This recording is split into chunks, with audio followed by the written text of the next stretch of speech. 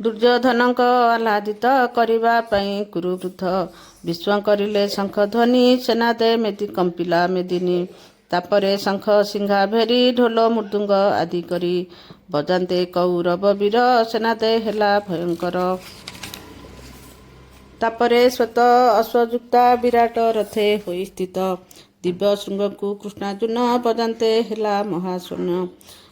କୃଷ୍ଣ ବଜାନ୍ତେ ପଞ୍ଚଜନ୍ୟ ଦେବଦତ୍ତଙ୍କୁ ଅରଜୁନ ବାଇଲେ ମହାଭୟଙ୍କର ପଣ୍ଡ ଶଙ୍ଖଙ୍କୁ ବକ୍ରୋଦର।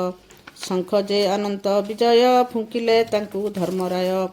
ନକୁଳ ବାଇଲେ ସୁଘୋଷ ସହଦେବ ଯେ ମଣିପୁଷ୍ପା। କାଶୀ ରାଜନ ଧନୁର୍ଧାରୀ ଶ୍ରୀଖଣ୍ଡୀ ଦୃଷ୍ଟ ଦୁମ୍ନ କରି ବିରାଟ ସ୍ୱାତି ସକଳେ ଶଙ୍ଖ ଫୁଙ୍କିଲେ କୋଳାହଳେ। ଦ୍ରୁପଦ ସୁଭଦ୍ରା ନନ୍ଦନ ପୁଣି ଦ୍ରୌପଦ ପୁତ୍ରମାନେ ଶଙ୍ଖ ଫୁଙ୍କିଲେ ଭିନ୍ନ ଭିନ୍ନ ଯୁଥକ ପୃଥକ ତା ସ୍ୱନ। ପାଣ୍ଡବ ପକ୍ଷ ଶଙ୍ଖନାଦ ଆକାଶେ ପୃଥିବୀକୁ ଭେଦ କରି କମ୍ପନ୍ତେ ଦୁର୍ଯ୍ୟୋଧନ ହୃଦ କରିଲା ବିଦାରଣ। କୌରବ ଉଦ୍ବେଗକୁ ଦେଖି ଅର୍ଜୁନ ଧନୁଷକୁ ଟେକି କପି ଧ୍ୱଜରେ ଅବସ୍ଥାନ କରି ରହିଲା ସାବଧାନ। ହେ ମହାପତି ଏବେ ଶୁଣ କୃଷ୍ଣଙ୍କୁ କହିଲେ ଅର୍ଜୁନ। ଅର୍ଜୁନ କହିଲେ ଉଭୟ ସେନା ମଧ୍ୟେ ଚିତା କରନ୍ତୁ ମୋରଥ ଅନ୍ୟଥା। ଯେଯାଏ ଦେଖିଲେ ସକଳେ କେ ଆସିଛନ୍ତି ରଣସ୍ଥଳେ। ଏ ରଣ ବ୍ୟାପୀରେ ସମ୍ଭବେ କା ସଙ୍ଗେ ସୁଝିବଟି ଆମ୍ଭେ। କେ ଯୋଦ୍ଧା ଭିଳାସୀ ଦେଖିବି ସେ ବୀର ମାନଙ୍କୁ ଜାଣିବି। ଦୁର୍ଯ୍ୟୋଧନର ହିତାକାଂକ୍ଷୀ ଯେଛନ୍ତି ହୋଇ ଯୁଦ୍ଧରଙ୍କୀ। ହେ ରାଜା ଦୁଷ୍ଟ ରାଷ୍ଟ୍ର ଶୁଣ କୃଷ୍ଣଙ୍କୁ କହିଲେ ଅର୍ଜୁନ। ଉଭୟ ସେନାଙ୍କ ମଧ୍ୟରେ ରଥକୁ ରଖିଲେ ସତ୍ୱରେ।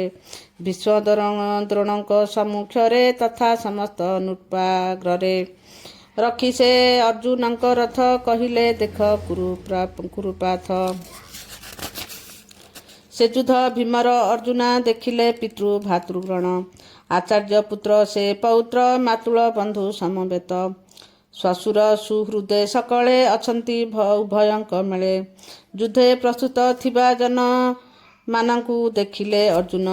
ହେ କୃଷ୍ଣ ଦେଖିଛି ସୁଜନେ ଅଟନ୍ତି ଯୁଯୁସ୍ତ ସେମାନେ। ଦେଖି ଲାଗୁଛି ଅବସନ ଶୁଖି ଯାଉଛି ମୋ ବଦନ। ଶରୀର ହେଉଛି କମ୍ପିତ ପୁଣି ହେଉଛି ରୋମାଞ୍ଚିତ। ଛାତିରେ ଖସୁଛି ଗାଣ୍ଡିବ ହାତରୁ ଖସୁଛି ଗାଣ୍ଡିବ ସତେକି ଚର୍ମ ଜଳିଯିବ। ଅସ୍ଥିର ଲାଗୁଅଛି ଅତି ଭ୍ରମ ହେଉଛି ମୋର ମତି। କେଶବ ଅଶୁଭ ଶଙ୍କୁନା ହେଉଛି ମୋତେ ଦୃଶ୍ୟମାନ।